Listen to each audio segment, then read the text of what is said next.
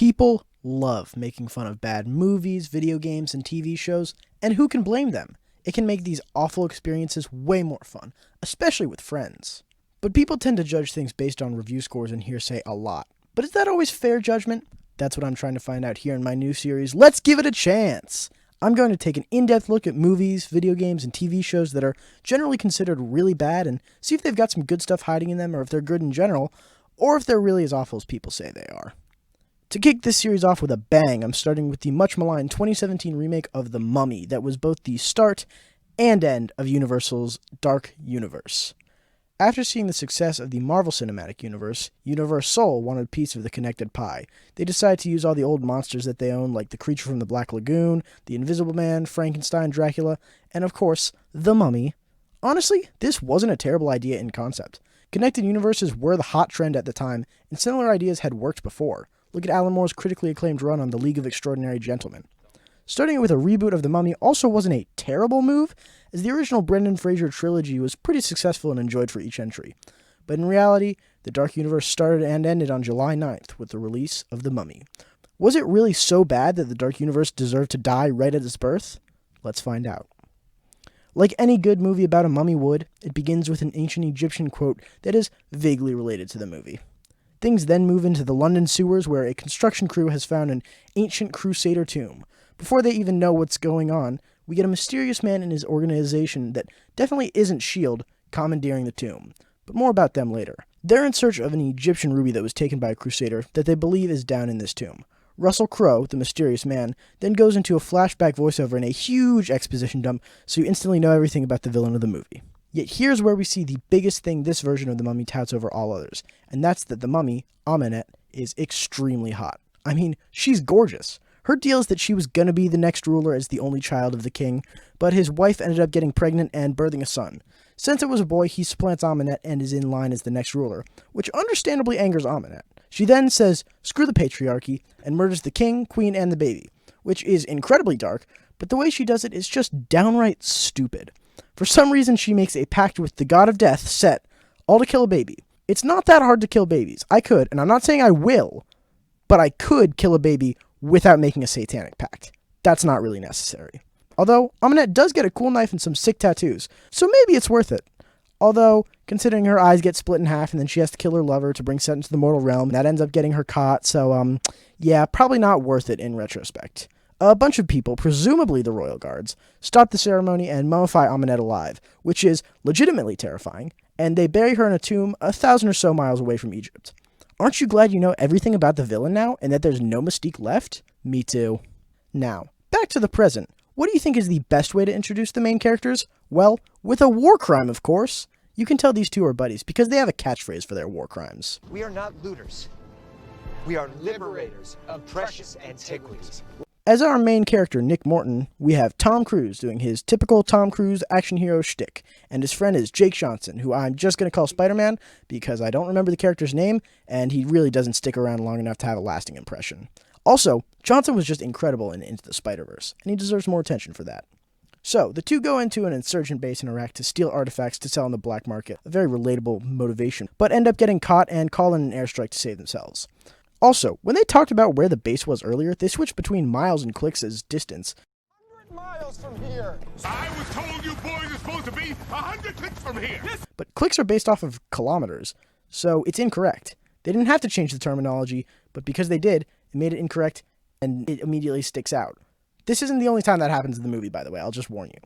Ignoring that, though, this means the military knows what Nick and Spidey were doing, and they end up having absolutely no repercussions. This is because everyone's distracted by the Egyptian tomb that was perfectly uncovered by the missile and wasn't even damaged. Annabelle Wallace's Jenny Halsey is introduced here, and I'll give you one guess as to, yeah, she's the love interest. I mean, you already know she's the love interest. Of course she and Nick already slept together, but she says he only lasted 15 seconds, and that shocks Nick. Seriously, he's really caught up on this remark, and he has to let it be known that he's really good at sex, guys, and Jenny, she really liked the sex that they had. I did spend a delightful evening in Baghdad, a very long and satisfying evening if her reactions are to be considered sincere. He even brings it up after this scene 2 or 3 more times. It's really shaking him to his core. The trio then descends into the tomb, and I got some real X-Men Apocalypse vibes. And again, that's not going to be the last time that happens. Once they reach the floor of the tomb, Jenny starts exploring like an archaeologist would, and Nick and Spider-Man fight like elementary school kids. But it's kind of funny, so I'll give it a pass this time. Carry out. Keep it down. You keep it down. What are you doing? Jenny finds another room with tons of Egyptian treasure and a pool of mercury with a sarcophagus submerged in it. She starts documenting it with a camera, but even with that recording and Jenny literally right in front of them, Nick and Spidey start stealing stuff. The military calls everyone back up top, but Jenny wants to see what's in the pool. Nick notices a bunch of ropes going into the pool, and he pulls a complete Scooby-Doo move and shoots one to get the sarcophagus to rise from the pool, which, not totally sure how that would work with this rope setup, but I'm not a rope expert, so very well could work. But the thing is, this is seriously the moment that binds him to Amunet and seals him as the main character, and this is where she curses him, and it really ties in a lot later. There's no fanfare or build-up to it. It's just, it kind of falls to the back burner when a bunch of spiders show up and they start crawling around.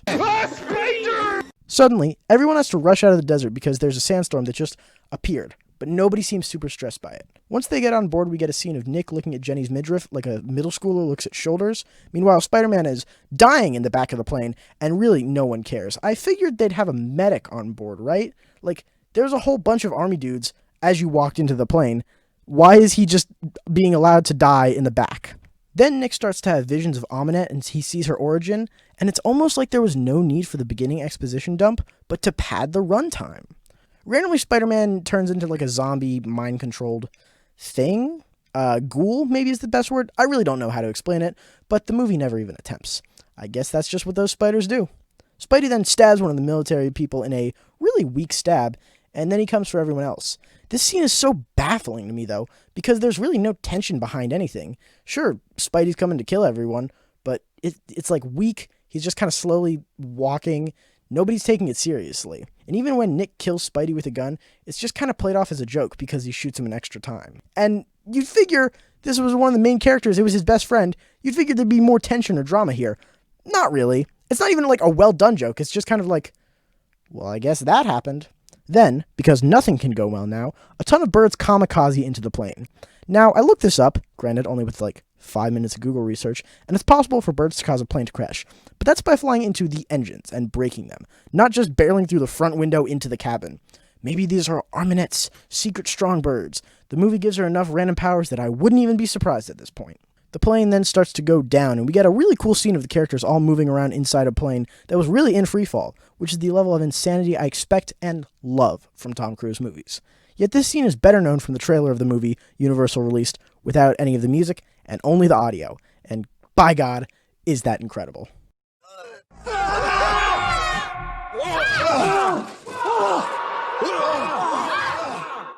No!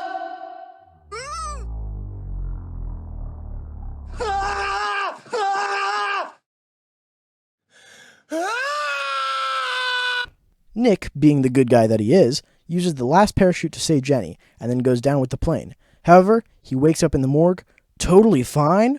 What? I'm sure that's the reaction they want you to have.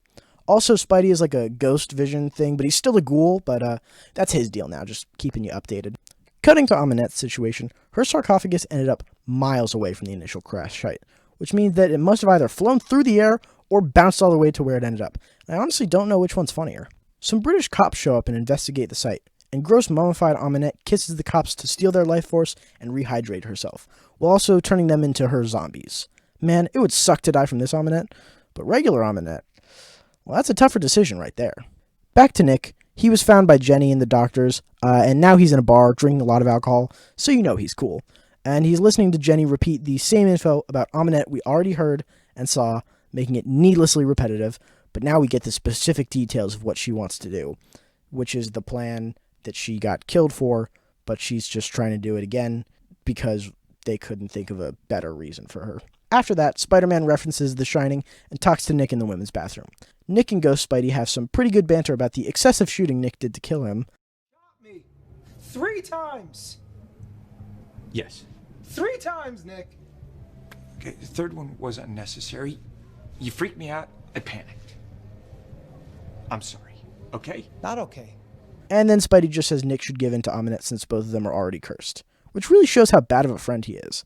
I mean, he has the info. There's nothing saying this isn't just regular Spider-Man but a weird Vision version. So if he has all this info, why does he not use it to help his friend out and be like, hey, you should avoid her because she wants to go there? Nick is then teleported into an alley and swarmed by rats and a zombie, and then he's teleported into the middle of the road and almost hit by a car. Just because it adds tension in the movie doesn't mean the events shouldn't make sense, but this movie clearly does not understand that. And, going back to all of Aminette's powers, we were told she did the ritual basically just to get a special knife. Nothing was mentioned about all these extra powers. If you had mentioned it before, I wouldn't have complained. But you didn't. You just said she got the knife. So, here we are. That would have been useful information for Russell Crowe to mention in the exposition dump, but I guess being told she was upset to lose her place as ruler was more important and harder for the audience to figure out on their own. Nick tells Jenny what's happening with him, and oh yeah, I forgot to mention that Jenny is part of Prodigium, that weird S.H.I.E.L.D. group from earlier, and she called them while Nick was in the bathroom, but that's really just the contrived method they used to bring them back into the movie. Nick wants to go see the corpse of Aminette, so he and Jenny drive to a church, which is not where she crashed, so I don't know how they knew to go there. But guys, if you know that Nick is cursed, and now have reason to believe that Aminette may be up to something, Jenny should be especially wary because of her work with Prodigium, but maybe it's not the best and brightest idea to go straight to Aminette. They end up going there anyway, and surprise, surprise, Aminette was waiting there to attack them. I could talk about the awful jump scare where Nick just gets tackled, or the fact that Jenny calls for Nick after she left and wasn't even near him, or how somehow Aminette knew the knife was hidden in this statue, or why the movie shows Tom Cruise getting tickled and licked specifically. But instead I'll mention a cool thing here, and that's how Aminette's breathing is gross and raspy because she hasn't fully healed her neck and lungs up yet. Okay. That's some good attention to detail. I just kind of wish it was shared throughout the rest of the movie. Then Jenny shows up and gets this incredible reaction, and a fight ensues. Aminette somehow doesn't immediately sweep the floor here with Jenny and later Nick, even though that's what happens later in the movie. But the mummy gets another actually interesting thing going with how the zombies turn into dust considering they were sucked dry and turned into mummy people, so probably I shouldn't call them zombies. So that's, 3 actual good things going for it now? Nick and Jenny manage to escape somehow and steal an ambulance, and Nick starts driving through the woods saying he knows where the highway is. And even though he has, a vague telepathy from the mummy powers, a British highway has literally nothing to do with Aminette. The other things you can kind of excuse, unless there's some supplementary material I missed where Aminette's, second cousin came to Britain and built this specific highway, not gonna work. He ends up driving back to Aminette, though, which is a clever idea. But then he just drives away again, assuming it'll be better this time. But this time he's got zombies attacking them. For some reason they make gargling sounds. But the movie literally just established that they were made out of dust. And if they hadn't done that, I wouldn't have batted an eye. But since they have, it immediately sticks out. They end up crashing, whatever, and somehow Aminette is right behind them, so either she has teleportation or super speed, and neither thing gets brought up again, except when the movie needs her to be in a certain place at a certain time. Both Nick and Jenny suddenly think that fighting Aminette is a good idea, even though they were just trying to run away from her, and that for some reason, a big stick that's what's going to beat her. Obviously, it doesn't, but that doesn't matter because the Deus Ex Machina of Prodigium is here. They instantly, and quite efficiently I must say, restrain Aminette by shooting her with harpoons. This begs the question of what a gun would do, and we really never get the answer to that. If harpoons do this much, surely a machine gun or a rocket launcher could easily destroy her. But, ignoring that giant question, Prodigium kidnaps Nick, Jenny, and the movie's pacing for the next half hour.